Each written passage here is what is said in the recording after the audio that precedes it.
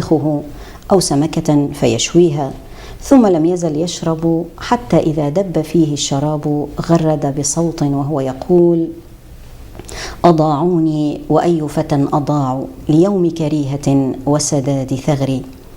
فلا يزال يشرب ويردد هذا البيت حتى يأخذه النوم. وكان أبو حنيفة يسمع جلبته كل ليلة، ففقد صوته ليلة فسأل عنه فقيل أخذه العسس منذ ليال وهو محبوس. فصلى أبو حنيفة الفجر ثم ركب بغلته وأتى إلى دار الأمير، فاستأذن عليه فقال: ائذنوا له وأقبلوا به راكبا ولا تدعوه ينزل حتى يطأ البساط. ففعل به ذلك، فوسع له الأمير من مجلسه وقال له: ما حاجتك؟ قال: لي جار إسكافي أخذه العسس منذ ليال، فهل لك بتخلية سبيله؟ فقال: نعم، وكل من أخذ تلك الليلة، فتركوا أجمعين. وخرج أبو حنيفة والإسكافي يمشي وراءه. فلما نزل أبو حنيفة رضي الله عنه مضى إليه وقال: يا فتى، أضعناك؟ فقال: لا والله، بل حفظت ورعيت، جزاك الله خيرا عن حرمة الجوار ورعاية الحق. وتاب ذلك الرجل ولم يعد إلى ما كان عليه، طبعا بسبب هذه المعاملة الكريمة ومقابلة الإساءة بالإحسان. حديثنا اليوم عن تحمل الأذى من الناس. نتخلق بأخلاق الله تعالى في تحمل الأذى والصبر، فالله تعالى يصبر على أذى خلقه.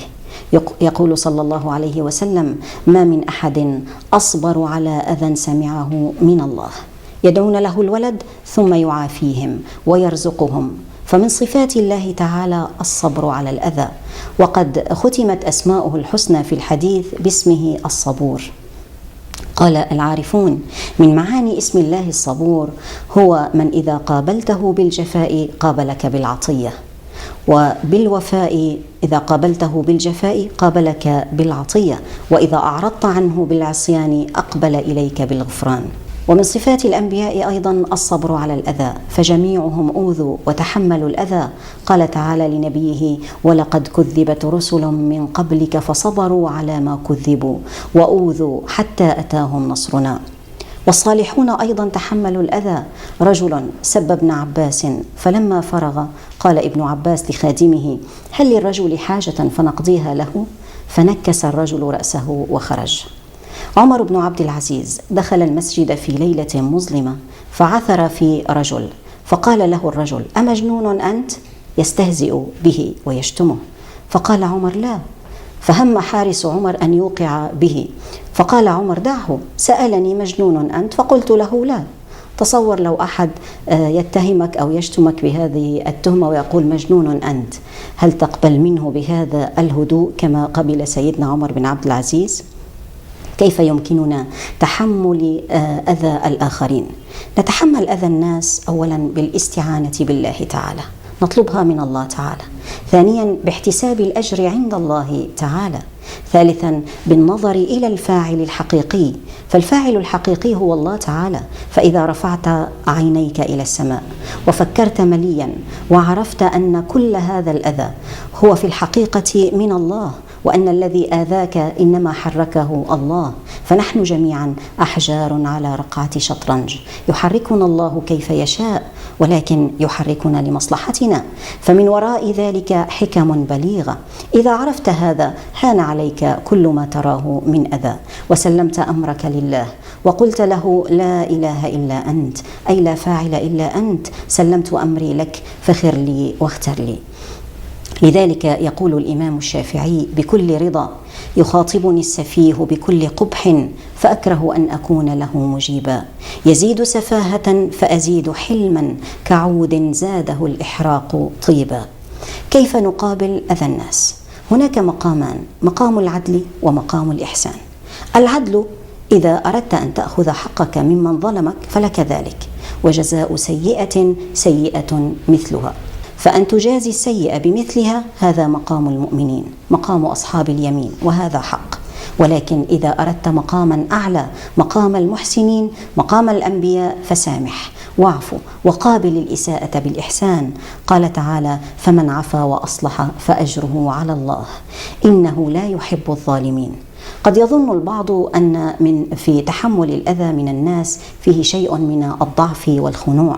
أنا لا أقصد إلى هذا ولا أدعو إليه، وفي الحقيقة فإن الإحسان يثمر مع النفوس الكريمة وإن كانت مخطئة أو ظالمة أحيانا، فغالبا ما يقلب الإحسان عداوة من عاداك إلى مودة ومحبة، ولكن النفوس اللئيمة والتي لا ينفع معها إحسان فلا بأس أن تؤخذ بالعدل. فإذا أحسنت إلى إنسان فغدر بك سامحه وأحسن إليه مرة أخرى، فإن عاد وغدر فالأولى أن تريه وجه العدل لا وجه الإحسان. سيدنا عيسى عليه السلام كان يدعو إلى الإحسان دائما، ومن أقواله: من ضربك على خدك الأيمن فأدر له خدك الأيسر. نحن في الإسلام لا ندعو إلى هذا، بل نقيم العدل على أمثال هؤلاء، فمن لم تنفعه الحسنة تؤدبه العقوبة، وكما يقولون اللي ما بيجي بشراب الليمون بيجي بأضبانه. فالنبي عليه الصلاة والسلام رغم إحسانه المنقطع النظير مع أعدائه وعفوه الدائم عنهم، مع ذلك عاقب أقواما لغدرهم به. فهذا الشاعر أبو عزة كان قد آذى رسول الله صلى الله عليه وسلم بلسانه وشعره. وقع في الأسر بعد غزوة بدر، فقال: يا رسول الله، إني فقير وذو عيال وحاجة، فمن علي صلى الله عليك. فمن عليه الرسول وأعتقه بلا فداء. لكنه عاد مرة أخرى إلى هجاء الرسول، وظاهر المشركين على النبي صلى الله عليه وسلم في غزوة أحد، فظفر رسول الله به بعد ذلك، فقال: يا رسول الله، أقلني، أي سامحني واعف عني. فقال الرسول صلى الله عليه وسلم له: لا والله لا أدعك تمسح عارضيك بمكة تقول خدعت محمدا مرتين. ثم أمر عاصم فضرب عنقه وقال: لا يلدغ المؤمن من جحر مرتين، فالمؤمن عزيز قوي وإن سامح وإن عفا. ولكن في الحقيقة النفوس اللئيمة لا تنكشف للناس، وتمييزها أمر صعب وخطر، فالأفضل أن نعامل الناس بالإحسان. فالله رغب عباده بالصبر على الأذى وبالعفو عن المسيء، لأنه أجلب لقلوب الأعداء، فوصفه بأنه خير من الأخذ بالعقوبة، كقوله تعالى: وأن تعفوا أقرب للتقوى. وأنت يا من تسمعني، وأنت يا من تسمعينني، إذا ابتلاكم الله بجار سوء حسود ظلوم فعليكم أن تحسنوا إليه. أعلم أنها صعبة وشاقة على النفس، ولكنها أخلاق الأنبياء، أخلاق حبيبكم محمد صلى الله عليه وسلم. فالإحسان يزيل العداوات ويصيرها صداقات. وأعلم أن المؤمن مبتلى، بل أشد الناس بلاء الأنبياء ثم الأمثل فالأمثل. فسبحان من يرحم ببلائه ويبتلي بنعمائه. فقد يبتلى الصالحون بالطغاة الظالمين، أو بالسفهاء الجاهلين، أو بالجيران المؤذين الحاسدين الحاقدين، أو بالأقارب المعادين المخاصمين، أو بالأبناء العاقين، أو بالمنافقين الفاجرين، وكل ذلك لحكمة يعلمها الله تعالى، لدرجة يرفعها أو لخطيئة يكفرها، إذا صبر العبد واحتسب. قال الحسن البصري رحمة الله عليه: إلى جنب كل مؤمن منافق يؤذيه. يمكن أن يقول قائل: يعني ليه كل هالعذاب؟ يعني ليه الله بده يعذبنا هالعذاب كله ويبلينا هالبلاء؟ يعني الله ما بيقدر يدخلنا الجنة من دون ما نعذبنا؟